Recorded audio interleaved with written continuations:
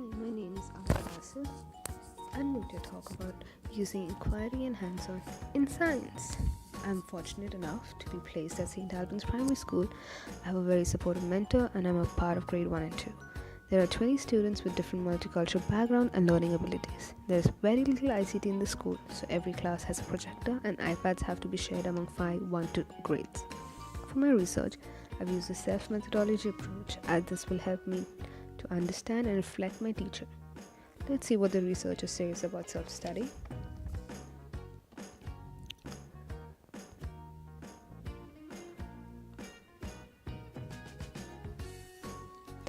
Let's look at the process now.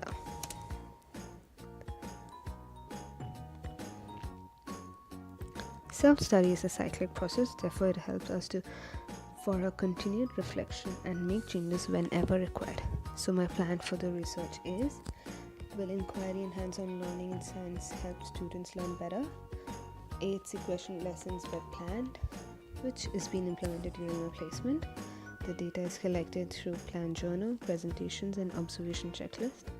I will then analyze the data, which will help me understand if inquiry approach has worked or not.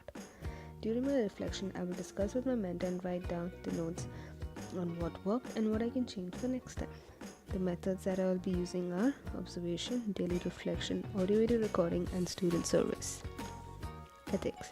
It is important to keep in mind the ethics of human research. Human research ethics ensure that as students we uphold the values and principles of ethical conduct when designing, conducting, and reporting research findings.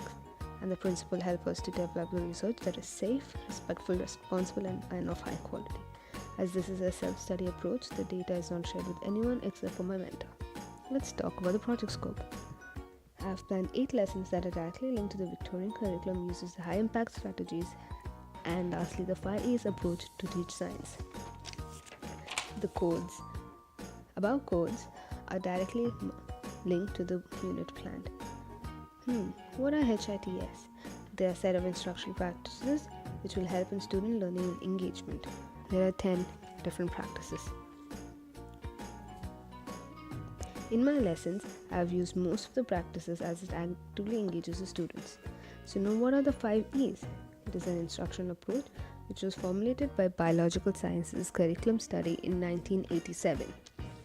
The 5 E's are engagement phase, exploration phase, explanation phase, extension phase, and lastly the evaluation phase.